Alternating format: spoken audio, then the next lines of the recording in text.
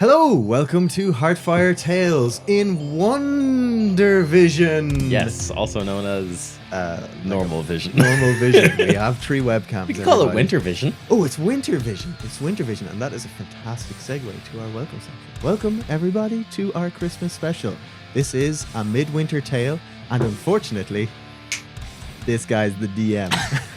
Yeah. Better than Ryan, so it's fine. At least we're going to be happy this time. Yeah. Yeah. Friendlier than Ryan. This is what this is our counter to Whispering Ashes. Yes. Wintering Ashes. Wintering Ashes. And it's just to bring everybody's mood back up and get that heart fire going again. So, Yeah. Yeah. You're very welcome. If you're watching us on YouTube or any visual media and it's your first time, hi, we're Heartfire Tales. I'm Jim, this is Dylan, this is Ryan. What up? And usually we tell a longer story than this, but this is one of our mini arcs that we do and we think they're really fun. Yeah, and if you're listening, as probably most of you will at the start as a podcast, come check us out on YouTube. We will leave it on... we will link everything in our descriptions and all that kind of good stuff. We will leave it on YouTube. We will leave it on YouTube, and we might publish it. We might just leave it on private, and you might have to find it out yourself. Exactly. If you can guess our password, you can see it. Yeah. There will be a Google Drive hidden, like a link to a Google Drive graffitied somewhere in Ireland. Yeah, somewhere in the city of Cavan. City of Cavan. Somewhere in the town of Cavan, we've graffitied the password. Yes. Go find that. And also to anybody who is listening in a podcast and was wondering about that Wonder Vision comment, yeah, this is also a VOD, so... Yes, it is. So join us. Join us. Okay, I think enough pre-game farting around. Yeah, tell us what this game is going to be, or tell the viewers / listeners. Well, hello viewers. This is a game called Midwinter's Tale, or a Midwinter's Tale if you want to put it in a sentence. And it's just a very holiday-y game. It's not really a Christmas game. We wanted to avoid the whole, Santa needs help delivering his presents spiel, because let's face it, we've all done that. And we went for something just slightly more tradition. Not tradition. Pagan. The ultimate tradition. Yeah, okay, cool. Right, anyway. Without further ado, I am going to jump into this. I have a little exposition to deliver. And then we'll get fancy. Everyone loves exposition. I just love delivering exposition. It's one of my absolute favorite things to do. And you'll see that as I launch into this 45-minute story. Me and Ryan actually just here for set decoration. I didn't even have them make characters. Yeah. We're just playing ourselves. Welcome to Heartfire Tales at its purest form. I will be telling you a story. I should be putting these back on because that way I can just go to sleep and no one can tell. Yeah. Exactly. There we go. Okay, right, here we go. Cue the wind sound effects. You're welcome. This story takes place in the town of Erian, nestled in the north of the world at the very edge of the wilds. Surrounded by an ancient forest and sheer, unforgiving mountains, it stands steadfast, defiant in the face of the hostile northern landscape. Few travelers will ever make the trip to Erian. The roads are harsh, long, and dangerous during the day. It is the night, however, that clings closely and weakens the hearts of those who might make the journey. There are some who say that Erian is the bastion that holds winter here in the north. And when the sun sets, it becomes clear why. Each night, monstrous howls from the forest rise and are carried on a wind that tears through even the thickest cloak. The howls and the wind often become one, a chilling dirge that washes over the walls of the city and makes children pull their blankets closer. It is here that the winter is strongest, and few would dare to tempt it.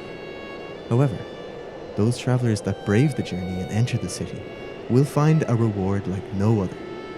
Inside its walls, the people of Erian have a spirit that burns strong enough to drown out that horrid wind. They are strong and stoic and hold joy above all else in their hearts, for they know better than everyone how quickly darkness can fall. But inside their city, there is no darkness. Every street is filled with torchlight, and every window holds a candle. But above all else, the people draw strength from the world's heart. It sits in the center of town, a raging fire which has burned as long as any can remember, and even longer still. It is said that before there was light and warmth, the cruel winter that now buffets Erian covered the whole world. Daring to stand against it, the bravest people formed the Winter Hearts Guild, and set out north. Through magic and song, they lit the world's hearth and brought light and warmth to the land. And around it, they built Erian, to stand watch over the flame and keep the night at bay. A city filled with warmth and joy, an island in a cold, cold sea. That's Nice. From the intro of that, I was like, oh, so it is going to be a scary one. You know, like the children huddling in fear of all the terrifying wind. I was like, Jim, come on. I feel somewhat corrupted, and I think you'll discover that in this, Dylan. I'm sorry, did I say this was Midwinter Night? I meant Mid-Whisper Night. Like it. I mean, I'm much more interested now. Good. No, I want a happy winter tale. Don't worry, it's happy for a while. Now, it is the final day of Midwinter celebration when we pick up this tale. The wind is whipping the banners and the flags around the town and filling the air with noise as below the streets are packed with people hustling and bustling and going about their kind of daily things they do before the great feast, you know, getting their shopping or whatever, making sure that the turkey is cooked properly. Just off the center square, there is a small house. It's stone, as most houses in Erian are, and it's kind of like the eaves and stuff are decorated with holly and ivy and nice kind of winter plants. In each window there's a candle burning, as is tradition. And in front of the door there's a little doormat that's been kind of like worn raw from like people coming and going over the season. The door itself is a warm, welcoming red, and the doorknob is like lovely bronze, gold, kind of like, you know, very Christmassy kind of vibe. That golden doorknob turns and the door swings open, and standing in the doorway, blinking in the daylight, is our first hero. Dylan, would you please describe your character? I know we said we weren't going traditional Christmassy, but imagine, if you will, just a Christmas elf. I'm about 4 foot tall. My name is Hermey. And I sound like this. And I've got a smile on my face and a song in my heart. And Hermey is a College of Creation bard, and he's just the goodest little boy. I say little boy, I'm 16, so I'm almost a man full grown. Me and my twin brother will be, you know, kind of looking forward to being full-fledged members of, like, you know, the town and the city, and, you know, like be like fully, you know, functioning citizens. But until then, all Hermey wants to do is, you know, go around and help people. He's got a buckler on him with like kind of has like sleigh bells attached that he kind of like, so there's like always just like a jingle as he walks through the town. But the kind of what's probably most striking for people is this like floating glockenspiel that's around him, controlled by my invisible mage hand. So for my telekinetic abilities, that kind of occasionally I'll just like hit random notes, kind of like accent what I'm saying and stuff like that. Yeah, for sure. And other than that, as I said, I've got typical elven features that you would expect in like a D&D elf, but I'm just very like much shorter. And I think we said that's because there's some gnomish there's blood just in your some descent. gnomish Somewhere in your family there was a gnome. Yeah. Where is he? Hidden. Find the gnome. And of course you mentioned there that you're going to be 16. So just to let yourself and the listeners know that you two, we haven't met your character yet, but you guys are going to be proud junior members of the Frozen Watch. So the Frozen Watch is like The Frozen Watch. The Frozen Watch. What a wonderful place to be. Just so you guys know, we have a Hermey button. We might miss it a few times. Yeah, it's gonna take me a while to get used to when I need to speak. Like this, I gotta put my finger over here. Yeah, for sure. Just keep your finger on the button. Otherwise, I just sound excited. So yeah, I can't even tell the difference when you press the button. No, to us, it's just your voice, like, you know. So you guys are like going 16 next week, basically. Okay, like you're 2 days away from being 16, so you're like right at the end of your junior. Super sweet 16. Right at the end of your kind of civic or your junior duties, but you've got like, you know, like C-tier assignments and small civic duties around the town, but nothing very serious. I've So, rescued so many cats. Oh yeah, like that's even a little above your pay grade, you know. So as you stand there blinking in the light, you hear a voice behind you. Your mother comes out. She's like, standard elf, not like yourself. She's actually like tall and has like long golden hair and kind of a consistent smile kind of pasted across her face, like quite a caring smile. And she turns and she says, "Go on now, hon. Your brother should be down at the market, and there's not much time before you have to be at the muster. You know that Captain Darkmoor doesn't like it when you're late. And those Warforged, they have long memories." With that, your little sister runs to the door and says, "Mama, I want to be a Warforged." And the mother looks at her and goes, "Oh dear."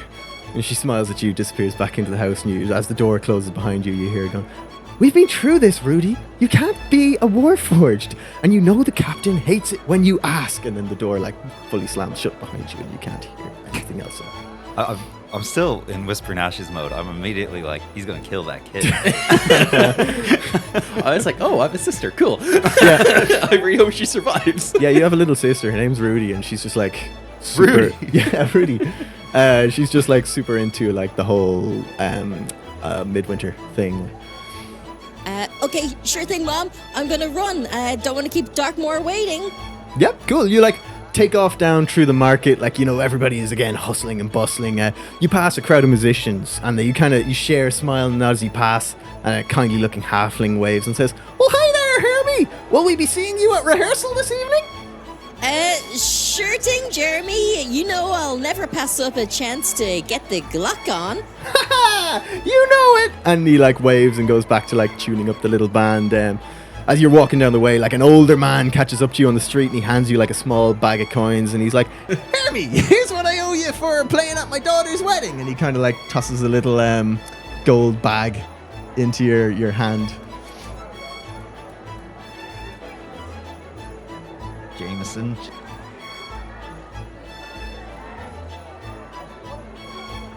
The smiles on everyone's faces is payment enough, but I guess gold also helps me eat, so that's good.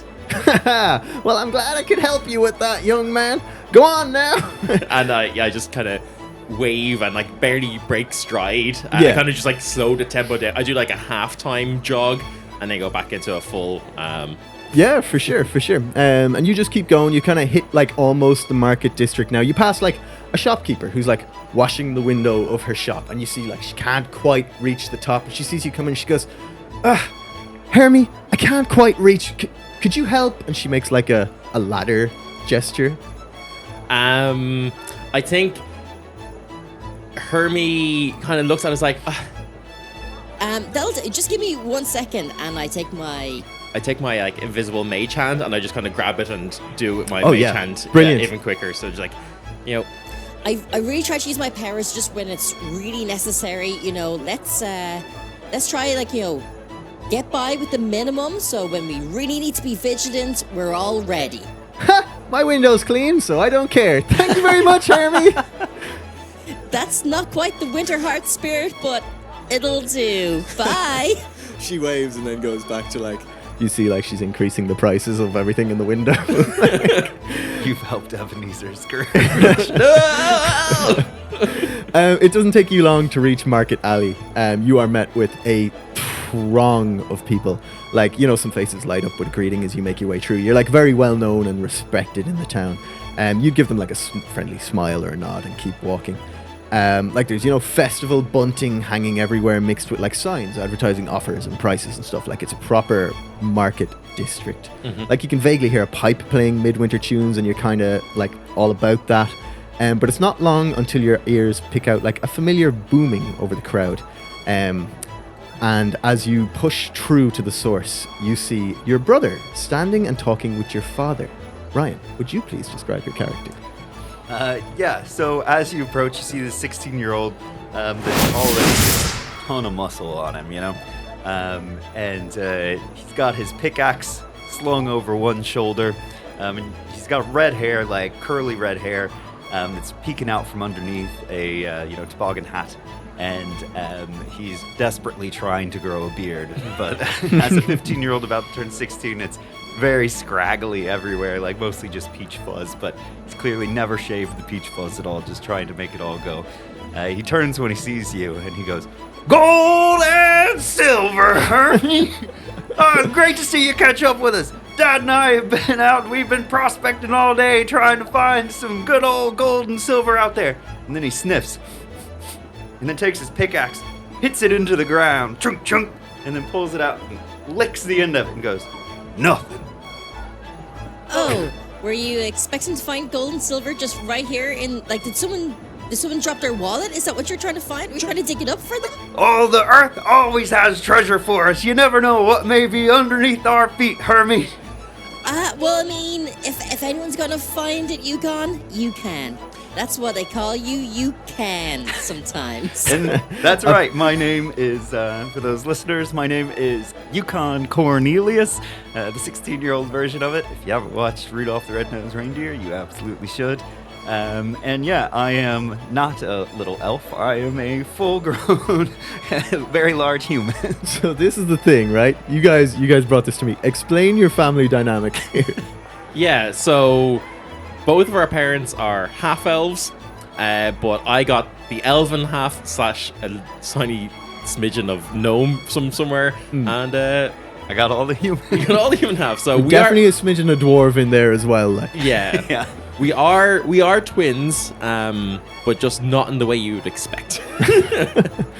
Perfect. As he sees this, your father just. And if puts there's his- any geneticists out there, I don't think it actually works like that, but fine. Any geneticist no, out it there doesn't. can't really say how elven blood works. It does in Erian. This is a surprised. different planet. It all works differently in a Okay, different planet. cool. So, as he sees this exchange, your father kind of puts his hand on your shoulder, Yukon, and he kind of turns you around, just brings you in a little closer so that Hermie can't hear. And he says, is it how are you feeling? What do you think? Is it working? And you remember that earlier in the day, he had brought you to visit the town monk Hadoken, just to have a little chat and to kind of like see where your head is at and stuff. Maybe tackle some of those anger issues you've been having. Fur growing in places where it shouldn't be. Yeah, Dad, I gotta get my head straight, and things like that have been... Today was very helpful because I know it'll keep me on the path to be the best prospector that the North has to offer. That's exactly it. And I want to help you get there, so just remember. And he pulls out like a little sheet that he's like clearly like scribbled some notes from your meeting on. He goes, the 3 main approaches are expressing, suppressing, and calming. Expressing your angry feelings in an assertive, not aggressive manner is the healthiest way to express anger. And he looks kind of confused, but folds it up and puts it in his pocket. And then, he'll kind of like look at you and go, you're doing really well with this. I'm proud of you. Thanks, Dad. Yeah, I just know I gotta get this under wraps before we join into the guard, because I gotta keep the family safe. I gotta keep the town safe, and then I want to go out into the wilds on my own. So, we'll get this together. We'll get it taken care of. You know it, and you have my support. He looks at you and he goes, you're a good kid. And then he looks at you both and he goes, you're both good kids. How are you, Hermie? Oh, Dad, just keeping it real. A song in your heart and a weird phrase on your lips. That's my boy. I try. He looks at like up at the like beautiful gold bronze clock that hangs over the market square, and he's like, oh hey, you guys are going to be late for the muster. You better get down there real quick. Mustard! Need some for my hot dogs! He looks at you, fully rolls his eyes, and then just goes, right, my shift on the wall starts in 5. I'll see you guys later for family dinner. And he like walks away, and you can see he's in the uniform of like a full guardsman. So your dad is like someone who would like serve up on the wall, Yeah. Oh, probably important to point out, this isn't like a normal pickaxe I got with me. It's like quite a large one. It's Okay. a very big old pickaxe. It's a big old two-hander. Yeah, for sure. Like you can rest your arms over it like Yeah. this. I keep forgetting that now we can do. Oh, the yeah. odd Yeah. Oh, yeah, we physical can move description. around and Sorry, people will see it. podcast listeners, our loyal and only fans. Yeah. I think as well, I was probably listening in a little bit because I think Hermie really, really like idolizes Yukon. That's probably very like all this talk about like Yukon having like body hair and stuff, and Hermie is just so jealous. Oh, But also- like if you threw him, he'd go forever. yeah, like I am so smooth, you know. And I always just look up in multiple ways to Yukon, and I'm just like, maybe someday I'll grow a beard. And I think it's like, just Hermie's like defining, outside of keeping everyone happy, what he wants to make himself happy is probably to grow a beard. Okay. Noted. So, you guys probably should head over to the muster, unless there's anything you'd like to do in the market square beforehand. As we're walking, any of the people that we pass that have like huskies or dogs with them, Yukon's compelled to stop and give them a scratch. Oh, it's not just you feeling compelled. Like, most of them would be like coming over to you and like sniffing at your feet and expecting a scritch and stuff, you Nice. know? Yeah. And like the owners are just like fully like fine with it. They're used to it. Like the dogs in this town just love Yukon, so give them the time they need with that. If there's any particularly large dog, I would like to try and like ride it. Yeah. Okay. You see a Malamute and its owner come around the corner, and this thing is like warhorse sized to you. Amazing. Like, the owner sees you coming and his eyes widen and he goes, "Oh my god!" You beeline for this dog. Give me an animal handling check.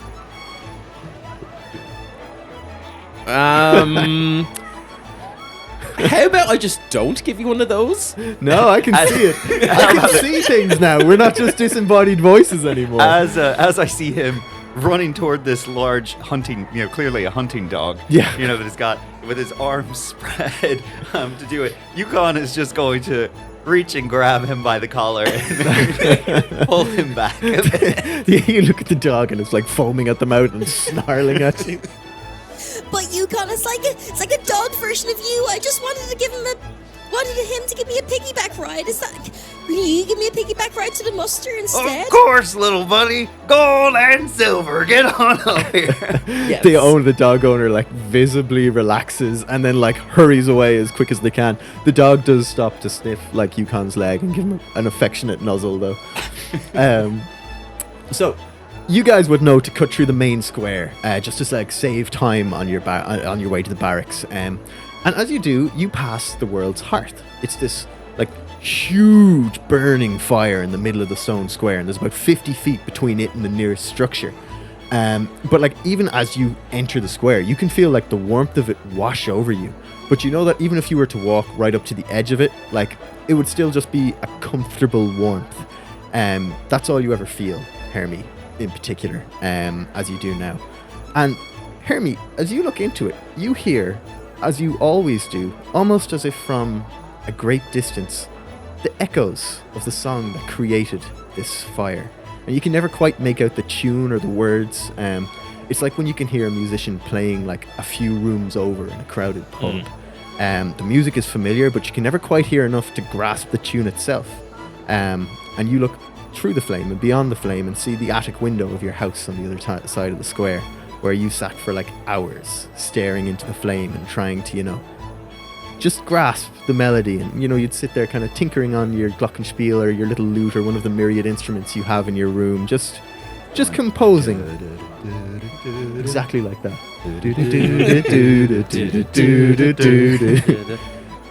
Hermie didn't start the fire. I wish I did. But yeah, you feel like you can get fragments of it, but there's not so much that you just can't make it resonate, and you can't find the song, I think as Hermie walks by though, he kind of I probably just beckon Yukon to stop for a bit, just so I can kind of like gaze into it a little bit and kind of almost like bring forth one of my like motes of creation as like my bardic inspiration, and I'm like, here you go, Yukon. Here you go, Yukon, for carrying me so dutifully. You're the best big brother ever, even though you're only like 12 minutes older than me. What did you give me? Bardic inspiration. So, nice. Yeah, for you guys at home, Dylan is playing a College of Creation bard. Yeah. Do you want to talk a little bit about that? Or will we yeah. just let... No, I think we can just let it. Just let the story. Just Yeah. know that he can make these motes of creation, which Yeah. are like a literal part of the song that created daylight and the universe. So, yeah. Yeah, buddy, are you hearing those little whispering notes in your head again? Every time someday I'll crack it, but for now, I think I'll just have the song of our people instead. And And I think I just start singing "We Didn't Start the Fire" as we rush through the. I love it. I do love it wish that I in could this hear- city where people created the fire, where you're we all like, where we actually started the fire according to our lore. But it's like, no, it's because it's a really deep thing, because it's like honoring your ancestors, because you aren't the ones who actually started the okay, fire. yeah, perfect. It's It your was always ancestors. Pretend I meant that. And it's always, it's just, you sing it It's to always the highlight burning, their achievements. Yeah, The exactly. world's turning. Yeah. Okay. I'm like, oh, I do wish I could hear those little notes, little brother. And I think Hermie just gets his invisible glockenspiel hand and starts playing it as we're walking through. Because that's the thing, like, like Yukon doesn't have it together as well as Hermie does, like, Yeah. So as much as Hermie looks up to Yukon, Yukon actually looks up a lot to Hermie and wishes he could play music, wishes that that the people around town looked up to him, the way that they love to see Hermie and things like that. Yeah. So. Yukon, you do remember a time like when you were much younger and Hermie had just started hearing this music out of the fire and stuff. And what there was, one evening late at night on a midwinter, not unlike this, he you kind of went out into the middle of the square and you stared up the fire hoping to hear something, and you did hear something, and it was beautiful. And then the carolers moved around from the other side of the fire. Oh, shucks. So you guys kind of hurry on, and you make it to the muster like just on time. You see like there's a great many people wearing the same outfits as you, like ice blue tunics and red scarves, with like a leather holster holding like a polished flintlock pistol at their hips. Also, you guys both have guns. So Fucking you- yeah, Already? bitch. I thought we wouldn't get them until after Fucking we... bang, bang. Yeah, the button does. No, that's just me. bang, bang, bitches. Unfortunately, Hard. That was so loud. you killed me. I'll have some of my winter juice. Alcohol. Yeah. Yeah, It's 7 a.m. here in the recording studio. Beers and That's beer o'clock. That's Oh, my bear whole clock. spiel. Alcohol. yeah. Yeah, but just so you know, your guns are junior guardsmen guns. They shoot beanbags and only deal non-lethal damage. So just so you know. That's still super fun. Yeah, there's been a long history of physically create whatever I want. I can create ammo. You could also just rip open the beanbag and then fire it out, and then it becomes a shotgun. It is like a little enchanted beanbag. It's basically like He's thought of everything. it's like a little Just let us shoot things. No, they've had a lot of trouble with this in the past. There was a reason this protocol was implicated, or what's the word? Not implicated. There was an implication. Enacted. Thank you. And multiple junior guardsmen were implicated, and that's why they had to swap over. Yeah. So, like some of the people have begun to line up at the muster yard. Some of the older, like actual guardsmen, are kind of starting to form ranks and stuff. At the front end of the yard is like a raised platform. You know, one of these like almost like Jet Li Unlimited or Fearless kind of platforms. A typical like just a town platform. yeah, where you would hang people. Yeah, it's exactly that. Except for instead of a gallows, there is I gotta double down on the happiness. There is a Christmas podium, and a robin lands on it and sings a little song. Okay, no bodies hanging from it. As No decoration. bodies Okay. hanging. No. Cool. No. Okay, cool. Sorry, Ryan. Yeah, at the moment that stands vacant, but you can see like a few more of the junior guard off to one side, and like there's 4 flame guards like leaving the barracks to go and like stand guard at the base of the flame. So there's always just this guard Yeah, presence that's around metal the as hell. flame. Yeah, thank you. Yeah, so you guys are just kind of like ready. You know, it's probably about 5 minutes or so before the muster is actually called. Colonel Mustard. Colonel Mustard. Oh, why didn't I call him Colonel Mustard? That will come into it now. Colonel Mustard with the beanbag gun In the library. In the library. Yeah, very good. Very good. In the market square. In the market square, yeah. After a moment, you hear, sadly, a familiar voice. Well. If it isn't the Brothers Dim. How's it going, boys? Our surname is Cornelius. You see walking towards you, Marco Sharp, the best swordsman of your class. He's wearing like a sleeveless leather tunic, wristbands that go up to his elbow, and a blue cape that has a hood and a scarf covering his mouth and nose. He's carrying like this ridiculously elaborately decorated katana on his back in an overly engineered sheath. How are things back in the kiddie class, lads? Marco, there's not even a mall around here. Where did you get one of those swords? The mall is in my heart. Yeah, it must be tiring. You're an idiot. The song should be in your heart, not the mall. Yeah, no, it's just the mall. It's in my heart, and my sword here, Avantasia, is going to be in the heart of every single monster you've ever seen. What do you want, Marco? I just came over to see how are things back in my old stomping grounds, back in the, the kiddie class. Marco graduated 2 weeks ago from the kiddie class. But unfortunately, due to his exceptional skill with the sword, he has been, put up with the main brunt of the guards on the wall. We're fine, Marco. And look, in 1 week's time, when we hit 16, we'll be in your class too, and then you'll be sorry. It's adorable you think that, but there are very few who can match my prowess with the blade. He whips Avantasia out of its sheath and fully just does one of these absolute Obiani behind the back. So is he flourishes. actually good? Yeah. Oh yeah, he is the best. Oh god. He's in this world. The mall ninjas insufferable. Can back it up. And you'd know that's because I from my position on Yukon's shoulders or back still, I kind of whisper into your ear. Yukon just stay calm. He's just trying to get a rise. Yukon's actually not picking up on sarcasm or anything like that. It's just, yeah, I heard you got moved up, and I extend my hand to shake his, and I'm like, congratulations on moving up there. That must be real great. Is it nice being up on the hills? Or on the walls? Have you been able to see out and see where maybe there'd be some new places for prospecting? Prospecting? No, hold on. I've switched to a Californian. Hold on. Dubaris.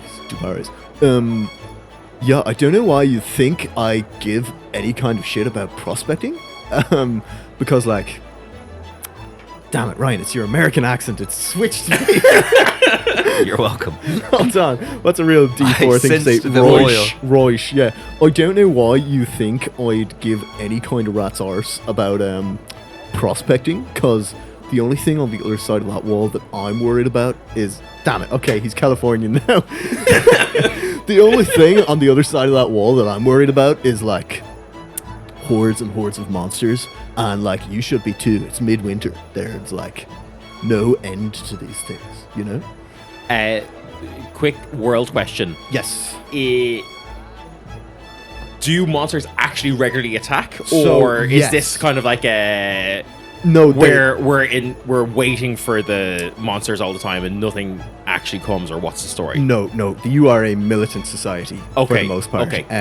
The walls of this so city our dad are, actually regularly fights monsters. and stuff he would that? come home and be like, oh yeah, I fucking took down 2 direwolves today, Okay. The literal forces of winter are holding an almost eternal siege to this city. And it will ebb and flow. Well, there will be terrifying. Yeah, it's a grim reality. That's Okay. why you guys are all the flame of joy inside the city and never let the fire go out. And that's because, as you guys know, that the Winters Hearth is actually what allows light and summer to come into the world, so the forces of winter are almost just constantly molesting the outside of this city. And it ebbs and flows, and it comes up and down, but never so much as Midwinter, when they're at the height of their forces. That's when it becomes a literal struggle, and there's a hard defense every year of the walls. And that's kind of what the muster today is about.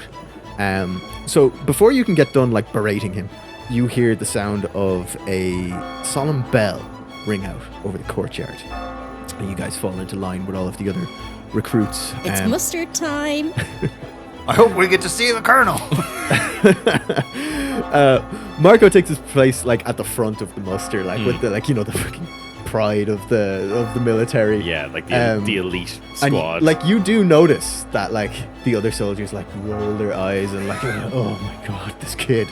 And then at the top of the yard, you don't. You're like looking at, there's a patch of ground that seems a slightly different color to the rest of it. I'm immediately picking at it. Lick my pickaxe. Nothing. Someday, Yukon. Someday. Yeah. You see that like several high-ranking guardsmen have taken position on like the back of that podium stand gallows. Happy Christmas platform. Happy Christmas platform. The joyous promenade.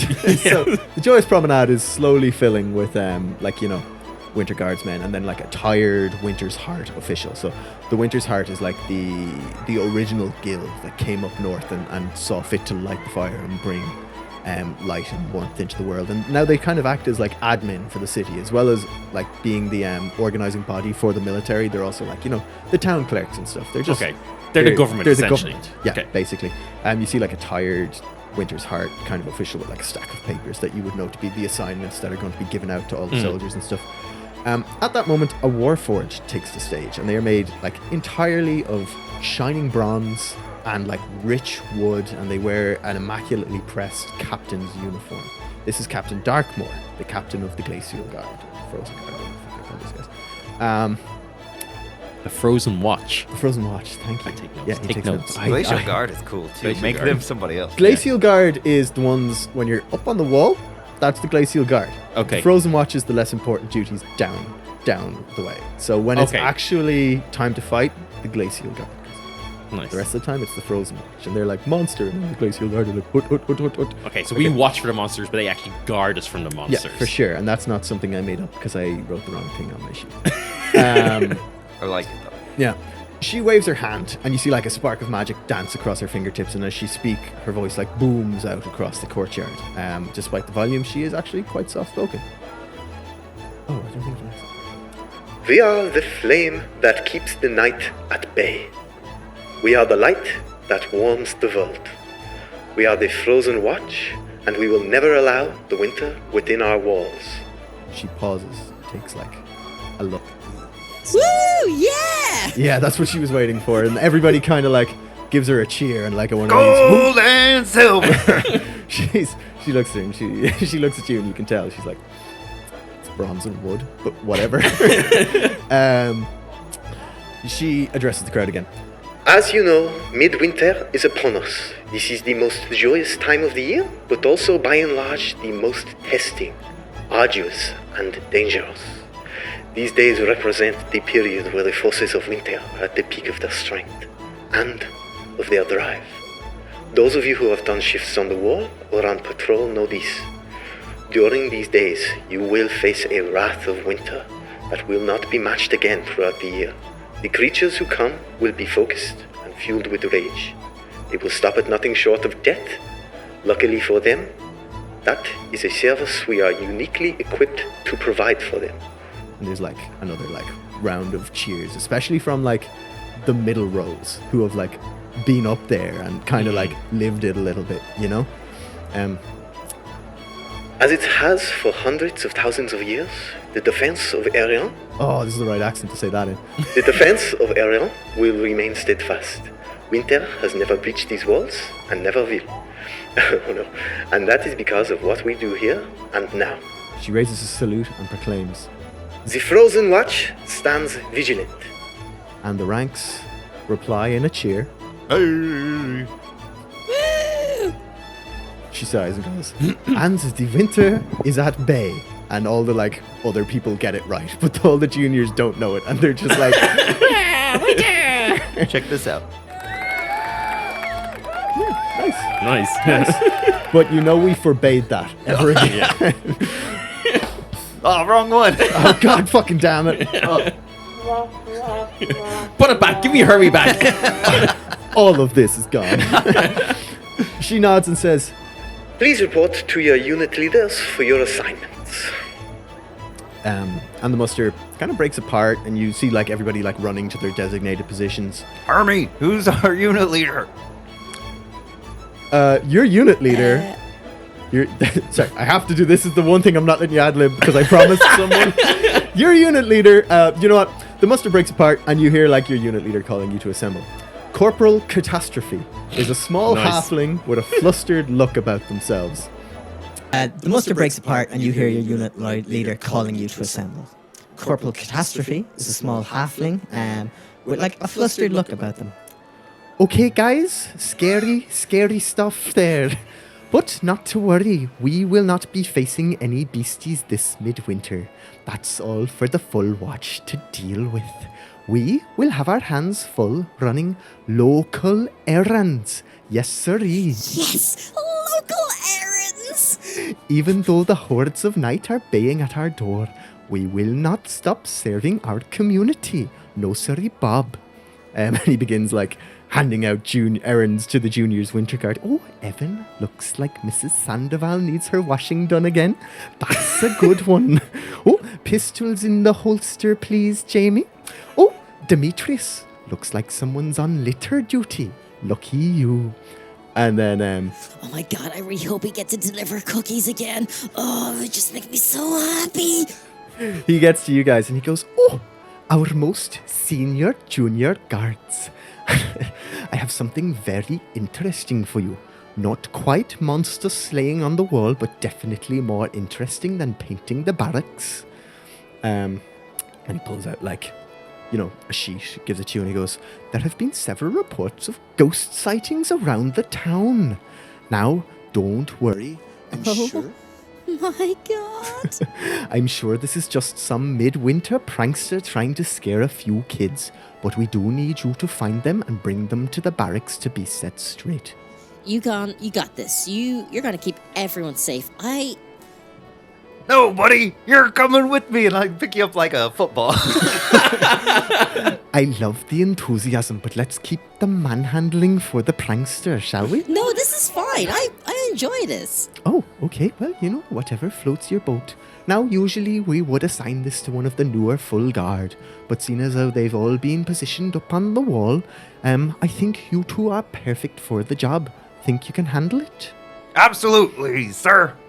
Now, I'm sure you know, this is simply a basic investigation. Please don't go in all guns blazing. Just ask around town and track down the culprit. You see the mage hand that had been taking out Hermie's gun, puts it back in. He just slowly pushes it back into the holster. Now remember, this is your first real assignment. The guild will be watching, so please don't screw it up. Of course not, sir. Well, we got this. This is no big problem for us. He gives you a salute and then goes back to like handing out the kitty assignments to the other junior guardsmen. From like underneath Yukon's arm, I also give him like like sideways. Like a swinging salute. Yeah, I take it out and I go, okay, Hermie, read this for me. What does it? It basically just says what he told you. There have been like multiple reports of a ghost. Does it like, give any indication as to where these have been? Yeah, where it's been sighted, or they've mostly been the majority of them have kind of been around the town center, so the market square, and like the most recent one has come from the tavern Embers. But there are a few other ones kind of out. That's a good name for a Yeah, tavern. thank you. I was very proud of that. That's good. I was like, yeah, Embers, where everyone knows your name. But yeah, there's been a few like further outside the city square and stuff. But the most recent ones that have been reported have been kind of right around that area, you know? Well, Yukon, let's make 2 embers. I mean, usually we wouldn't be allowed in there because we're too young, but we're on official business duty now, so they should let us in. Funny you should say that. Because you get to the door, and there is a doorman there. And he's like, absolutely not. Official business! And I've still got Hermie underneath my arm. Of and I course. kind of like pick him up and hold him forward as Hermie's holding the piece of paper. So basically like push him forward and Yeah, Hermie is and holding him I'm forward. also holding him forward. Yeah, like a patron like walks by and like looks at you, and then he opens the door, gently touches his head to the crossbeam of the door, as is tradition when you enter Embers, and then like goes in. And he's like, the guardman looks at, like, nods at him and smiles, and he's like, "Hey, welcome in, Steve. Is this supposed to mean something?" We're here to investigate this ghost sightings. Ghost sightings. Look, that's a good one, kid. But unless you can produce any kind of like official, I'll produce a gun. No, his eyes widen a bit, and he's like, "Oh my god, it's happening again." I put Hermie literally behind my back. But I do take his piece of paper and I was like, this has the official seal of the Frozen Watch. Oh, so it does. Okay, well, it's a very mature environment in there. I expect you kids to behave yourselves, not cause a scene, and please be in and out as quick as you can. And he like opens the door for you. Have you heard anything though? Me? Yeah, About what? ghosts. No, Oh, okay. I just watched the door. Yeah, no, I don't give a fuck Have about you ghosts. been watching it for ghosts? Well, yeah, I watch it for everything. But like, no, look, I can tell you straight up, I haven't seen any ghosts unless Yukon, they're I the. don't trust this guy. He doesn't really seem to respect the authority of the Frozen Watch. And he's not doing a good job if there's ghosts in here and he's looking at the door. I mean, if a ghost is going to come in, they have to come in through the door. No, Hermie. They could come up from the ground. And I take my pickaxe and I hit it. Hey, stop damaging the property. What? Yeah, you guys deaf. I don't think you're Winter Watch. He starts getting suspicious again. You can tell that there's no gold or silver in the bit you. Yeah. Yeah. Well, as I taste it, But, as we walk in, I do pick Hermie up and touch his forehead to the crossbeam. Yeah, he was watching for that. Yeah. Yeah. He looks at you. And I touch my forehead too, Yeah, because okay. I'm tall enough. Cool. You go in. The tavern is like hopping, and there's like celebrants from all over the city have gathered here to like share stories and warm their spirits. You can hear like at least 10 different Spirits. songs. Yeah, I used that intentionally. The drink, not the ghost. Like there's waves of laughing and cheers through the madness of this. You can see like a beleaguered barman like pouring beer after beer after beer, and like a never-ending stream of guests. What would you guys like to do? Go up to the barman. He always knows stuff. Yeah. Okay, yeah, you approach him. He looks up and he goes, "Oh, fucking barman, let more Oh, kids no, wait. in He's bar." really busy. Yeah. Maybe not the barman. You can see there's like there's the barman. There's like most of the staff are behind the bar, and people seem to be like going up to get the drinks and stuff. There are one or two floor staff. Sorry, you said there's like lots of music and stuff. Is there like bands actively playing and things like that? Or It's more what's like each table is just having a sing song, So Okay. like it'd be like when your friends are kind of sitting there. I got this. Sorry. How I about think it? Hermie being just full of like the Christmas spirit. It's full of Christmas spirit, but also the self-righteousness of I gotta do a good job and I gotta do my like civic duty. I think I just like to like stand up on whatever like the closest table I can get is. Yeah. And just like You're actually still not high enough. You have to like stack a few books on top of the I get table. Yukon still. to like also hold me up, so I'm like kind of like hit my glockenspiel like as loud as I can, just trying to get everyone's attention.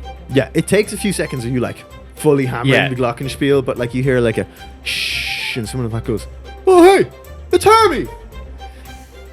Okay, everyone, look, we're very sorry to interrupt all this festivities, and that warms my heart, and maybe I'll make it up to you by singing a little song, but myself and my twin here are on official Frozen Watch business, and look, we'll take no more of your time, but if anyone has seen any ghosty spirits, ghoulies, or geists, would you please report them to us? It is of utmost civic responsibility thing. So yeah, like that, I'm not even going to make you roll for that because that's just the best way to do it. Yeah. Like a hush falls over the pub and everybody's kind of like quiet. And you're like, ghosts? What if they got these junior cadets doing now? Like, this is ridiculous. Like, we're trying to drink and stuff, you know? And then, like, there's a hooded character at the bar and they're like, yeah. I saw him. And, like, you see, like they're quite a big character, like, you know? Yeah. And they turn around and they go, right here in this bar. And then they walked clean through that wall. And they point, like, the external wall of the bar. And at this, the barman, like, looks at him, squints his eyes and goes, Alexa, turn on the lights. And you see, like, a beleaguered, like, bar worker, like, run over and like, oh, it's always me. And they, like, run on and, like, light all the lights. And it, like, casts light onto this person. And they're like, did I turn on Alexa? Yeah. It's so funny. I made that joke comfortable knowing that yours is a Google household. It's the one Amazon thing in the entire house. Okay. Anyway, the barman, like, looks at this guy and realizes, like, God damn it. You're not a 40-year-old human. You're a 15-year-old Goliath. Get the fuck out of here. And you see, like, all the bar people, like, chase this person out of the bar. But, everyone else is like, just didn't see any ghost. Just think that kid was drunk. And the barman is, like, defensively like, I didn't serve him anything alcoholic, like, pushing the, like, half-drank pint back under the bar. A couple of other people come up and be like, yo, look, Hermie, there's no ghosts here, you know, like, we didn't see anything, you know. We had heard there's a prankster running around pretending to be a ghost or whatever, but, like, we didn't see anything. You heard a prankster? Tell us about that. Well, it's just, you know, like, there's been a couple of people reporting ghosts. The general consensus is that it's just, you know, a midwinter prank that's kind of, you know, just gone a little too far. Like, you know, let people enjoy the season. Why are you like going out of your way to, like, prank people? It's not cool. It's never been cool. Nobody likes pranks. Have you heard anything about who the prankster might be? You know, it's probably just some, like, youth disillusioned with, like, you know, the societal norms, like trying to rebel against the culture they were brought up in or whatever, you know? Oh my god, I can't handle this. Look, if it's a ghost or if it's some sort of rebel, we have to bring him in. Why would you ever want to rebel against this beautiful culture that we have here? You god, I can't take it. Yeah, cool. Yeah, look, I don't know, you know, like, there's just been loads of reports of it or whatever, but, like, you know, like, even though, like, I think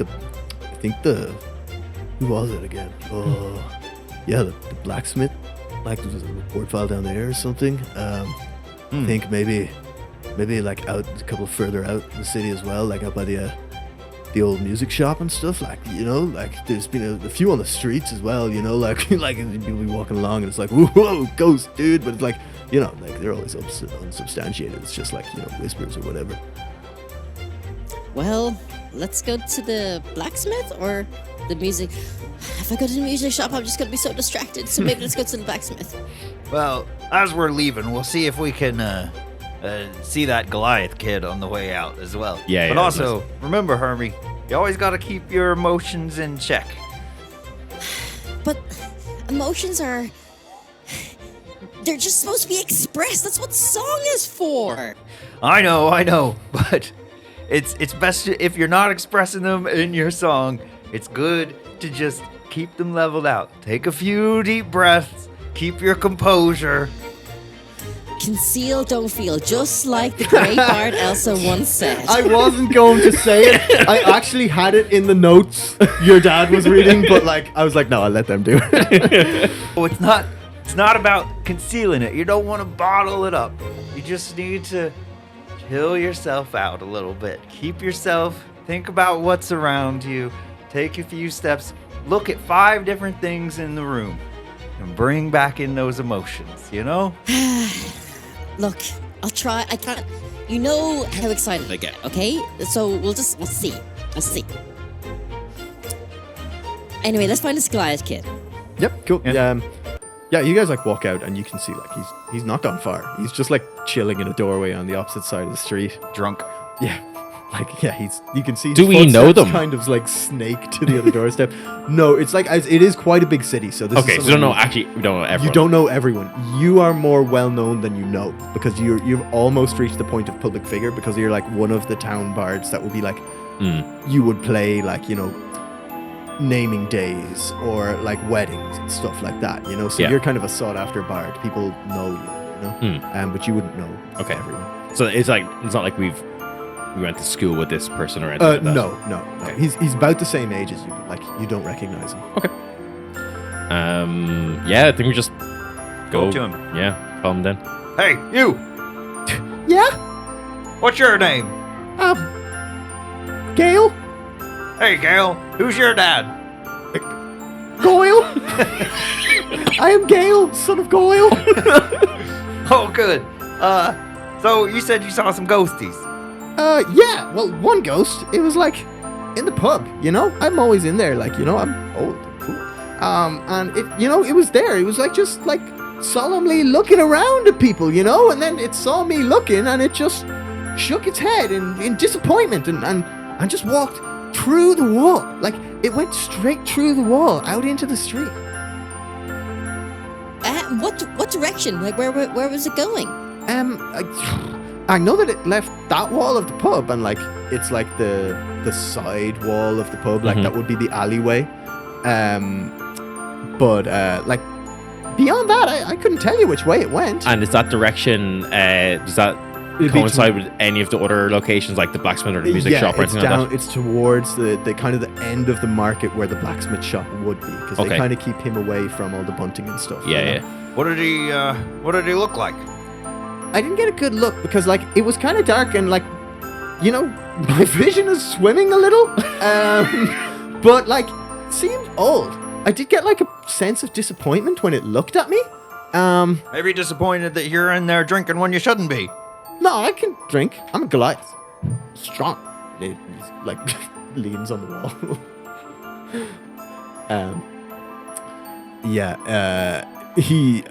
They like kind of like reach in their mouth a bit and then hiccup and be like, I'm fine, thanks.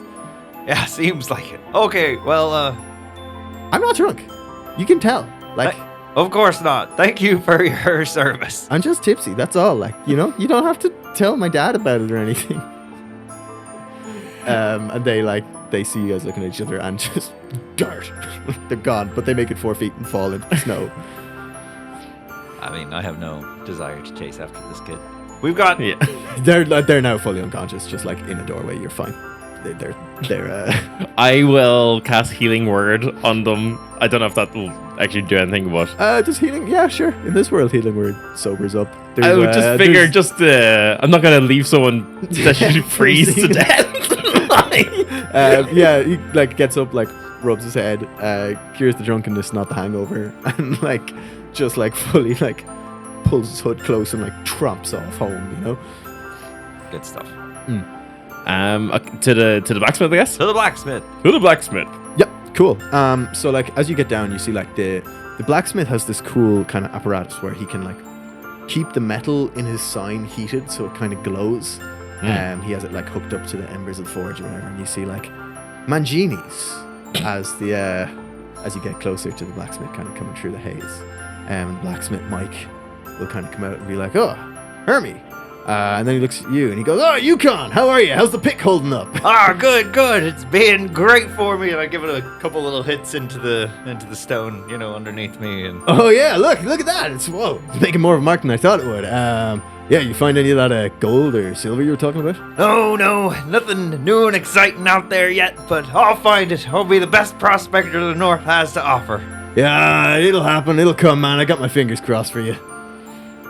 And he goes, "Hey, anyway, what can I do you guys for? You looking for like a new flute or something there?" No, we are on official Frozen Watch business. We are hunting ghosts. Have you seen anything? Oh, that's fucking adorable. The ghost. No, yeah, look, look, man, I honest to God think that this is some kind of like communal prank.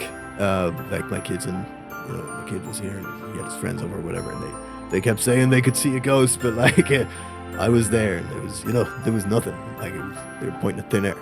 There's nothing there. And where's your kids now? Where is Emma and Josephine? They're just here. Yeah, yo, Emmy, Jojo, get out here! And like these two kids like skip out of the blacksmith. Like they have a little blacksmith hammer, and the other one has like a little blacksmith tongs and stuff. And like the one Jojo just like comes out and strikes like such a pose. Yes, of course. And then they skip up and they go, "What's up, Da?" Emma, Josephine, have either of you seen ghosts? "Oh yeah, it was right there, right where you're standing. It was like, blue and old and like had a real like wrinkly face, and it looked at us and it smiled, but then it kind of like shook its head and went off down that street. How do you know it was a ghost? Well, it was floating in the air and we could see through it." Oh, Everything I've read seems to say that that's what ghosts do, so shake their head at people? yeah, they're a very dismissive bunch. And it seemed to go woo, but it didn't actually make any noise. We could just see its mouth going woo. And I said to Emmy I that haven't read that. it goes ooh, but like Emmy was like, "No, it's not making any noise." Like this. Yeah, exactly like that. Oh, you guys have got it now. And the blacksmith looks and he goes like, "So like as you can see, definitely just overactive children's imagination. They must have told them a ghost story in school or something." How old are these kids? These kids are like 5 Okay. and 6, like maybe 4. Right, They're very right, young okay, children, yeah. like also way too young to be running around in a forge. But Yeah, they Mike, seem like they've got their heads screwed on. Mike doesn't seem to mind, so And the direction that this ghost went, where down towards the outer kind of rim of the city, like away from the hustle and bustle, and down into more like the quieter side of town, where you would know that your old music teacher has his shop set up there, Brooke. Okay, you can. I'm gonna. Maybe you do the lead on this one because I'm just gonna get too excited. I'm gonna get too excited. I'm already getting too excited now. Okay, now, like I said, look around, tell me 5 things that you see, and don't talk about music. Boring iron thing, more iron, kids running with iron and more iron. Okay, maybe look to the right, no, too. no, this works. It's really boring. There we go. Okay, yeah, okay, sorry. Yeah, so like if you guys want to do anything else in the blacksmith, now's the time, but like you can see the kids are already like just throwing snowballs at each other and stuff and being like, "Ha ha!" no, it's too important that we get to the bottom of this ghost business. Mike, now, as I was going around today, I've been hitting my pickaxe a lot, especially when I was out with Dad. Is it still looking all right? I just tossed it over to him. He like takes it and he kind of like, he pulls out like a little like testing square of steel off his belt and he gives it like a ting ting on one side and he's like, "Yes, ting ting." He swaps it and you can see like it's iron on the other side and then ting ting brass, steel.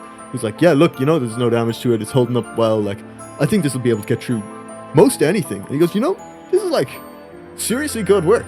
Like, if I didn't know any better, I'd say like I put a bit of my soul into this one, And he like tosses it back to you. Nice. Thank you very much, Mike. Always a pleasure. And you do like just to let the listeners and the viewers now know, it's actually an enchanted pickaxe. Ooh, like, is he it? did real good. What does it do? It's basically like part of like your overall like mountaineering and prospecting kit. Oh, nice. Yeah. But functionally, it's the same as what's the name of that magic item? The Winters kit. The thing, Winters kit. Yeah, boots or whatever. Yeah, so you like when you've got it and your boots on and stuff, you're like unhindered by like icy terrain and stuff. Oh, and cool. you can That's like great. use it to like climb and stuff. It's nice. Yeah. To be the best prospector in the north. Yeah, I believe it, man. I believe it. The day is coming. He's like, I had dreams too. I wanted to be an actor. That's my dream. Theater. And then he goes back to swinging his. Jesus Christ. Anyway, as you head towards Brooks, you find yourself like moving away from the town center, and the streets are like quieter here. Like Brooks set up a little out of the way so he can like finely tune the instruments without the like, Of course, all of the crowds and stuff coming through. And it's like a little. You head a little down this street, and you see like almost lighting up through the snowy hazes, Brooks, and it's like a small but beautiful building. It's stone like your house, like every house in Erian, because there's a lot of fire in this town. But it's been decorated with like holly and ivy and bronze cladding and all that kind of stuff. But what's different about this one is the bronze cladding on the front is like woven around the building like a huge musical staff. And on it are like hooks that he's like mounted in like strategic places on this cladding. And every day he'll go out and hang different candles on these hooks so that the building itself is lit up with a different song every day. Let's He go. says that's just his way of decorating the store. What song is it now? I was going to go the holly and the ivy, but that's way better.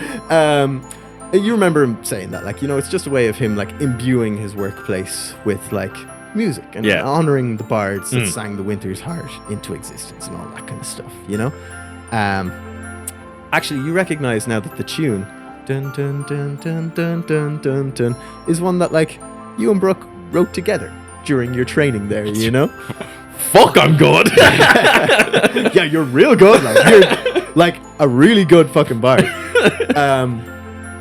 Yeah, you like, you know, swing open the door or whatever. Just this little thing I wrote, you know. Yeah. To joy. You like swing open the door and like inside you find like Brooke. And he's like an extremely old orcish musician, you know, and he's got like his little spectacles on his nose. Massive beast vibes. Yeah, very like that energy, like, you know, and he sees you guys come in. Are you like still on his shoulder, or are you like yeah, walking like I've put a foot down since the muster. He sees the door open and he's like, Yukon, welcome in. And then he sees you like swinging at his hip. He's like, Hermey, my dear boy, come in. Brooke, okay, I can't believe I'm saying this, but we don't have time for music talk. He looks shocked and he goes, but I just got this new master crafted violin in. I thought you might want to try. And I think Hermie's voice just gets so high pitched no one can hear it. Oh, Hermey, you always did hit the high notes. How can I help you boys? Well, we've had reports that there's either a real ghost or a prankster going around trying to pretend to be a ghost, and it was seen headed your way. A ghost? You know, I could be described almost as a ghost, but I'm not quite there yet. Have you been going around being disappointed in people as you've been walking around town? You know, I am often disappointed, but no, not recently. No, I've been here all day, and I will say there was a strange occurrence in the middle of the day where I suddenly felt, you know, the strangest feeling wash over me, and then almost as if I was being watched. But then I looked to the door and I saw like 4 or 5 children pointing in at me and gazing in amazement. And I know I'm a musician of... They're probably just looking at that violin. That was my thinking as well. Did you see the neck on the thing? It's a masterwork. And look at the bow. Look at the bow. Look at the bow. The neck! And he starts talking about the violin again, you know. But no, he like lets you know that he didn't see a ghost. But that's the most interesting thing that's happened. Okay, to so him it's all day. all the kids. All the kids with their pumped up kicks.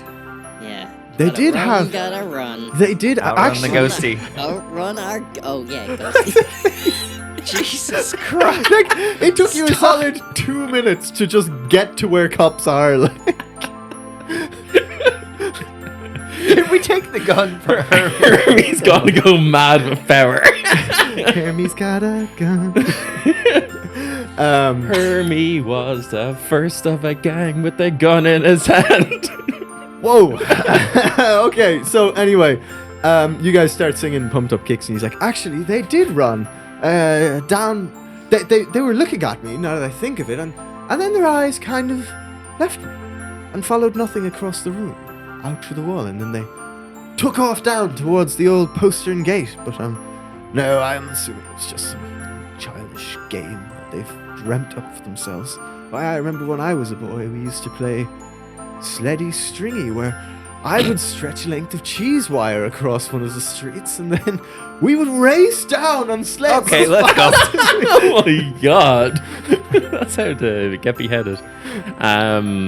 Okay, yeah, we rush out to the postern gate, did you say? Yeah, it's Whatever one of these like gates to like let Just troops like out a- on patrol sure, okay, and yeah, stuff yeah. like, but very hard to access from Yeah. the outside and stuff.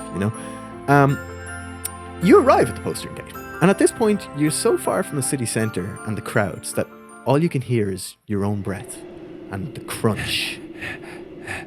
Yeah, you're tired. And my sleigh bells from my buckler. Oh yeah, of course. Like jingling. and you're the occasional like chime from your just my glockenspiel, yeah. background music. You've gone to a minor key because it's kind of dark Okay. here, and it's kind of a weird, like that lovely atmosphere No, I when think you're I walking think I'm through still the in a snow major at key, but night, I'm just like- more kind of subdued. Yeah, Maybe there's a okay. little dissonant note in there occasionally. Yeah, just to, for sure, for sure. Yeah.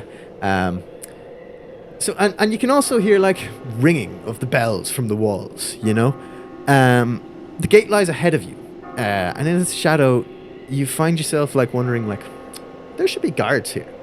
Like this is meant to be a manned gate. You'd know that much from your junior, because sometimes you have to like run tea out to them when it's Sure, particularly yeah, cold and stuff.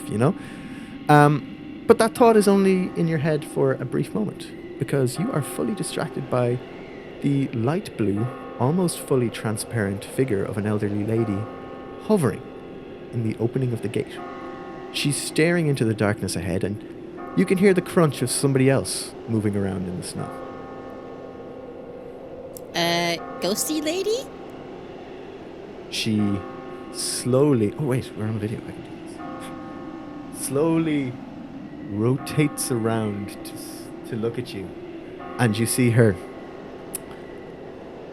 wordlessly contort its face into a yell, noiseless to your ears, and it waves at you to leave, mouthing something you can't understand.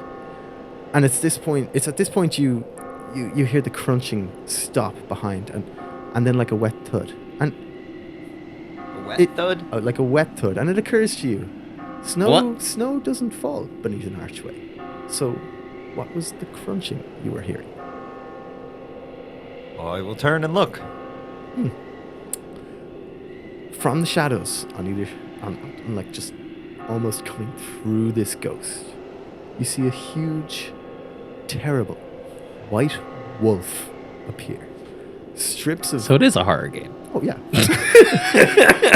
Strips of blue material stained red hanging from their jowls, and behind it, dressed in snowy grey and white rags, you see a figure step out into the light. He's holding like the ammo belt of a guardsman that he's, freshly dealt with. It's slung over his shoulder, and in his hand a long serrated blade dripping with fresh blood. And it utters a command at you in a language you don't recognize. And in a flash, the wolf attacks. And that is where we are going to end episode 1 of our Christmas game. Yay! Super happy and cheery, and not at all bloody and dangerous. I'm enjoying this. Yeah. So nice Christmas Interesting. time. Okay, I'm excited to get into fighting this wolf Yeah. and saving the town and everyone loving Hermie. That's all I yeah. want. The wolf Gonna single-handedly doesn't save the love town. Hermie. It will. Okay. It's gonna learn. Everybody will love Hermie. Yeah. Even if it's at the point of a gun. Oh my god. I'm so glad I gave Hermie a gun. And just let that side of him shine through. All right, everyone. I think that we will leave it. Thank So- you very much, for joining us for our lovely warm Christmas special. We hope your cockles are filled and your what you call that drink here? Christmas drink. Like mulled wine? Yeah, your mulled wine is warm and tasty, and we'll see you next time. Literally, we will see you, and you will see us. But we will see you. We will see you. Bye. I've been through it We before. will. This is how it works. Yeah. See you. Okay, bye.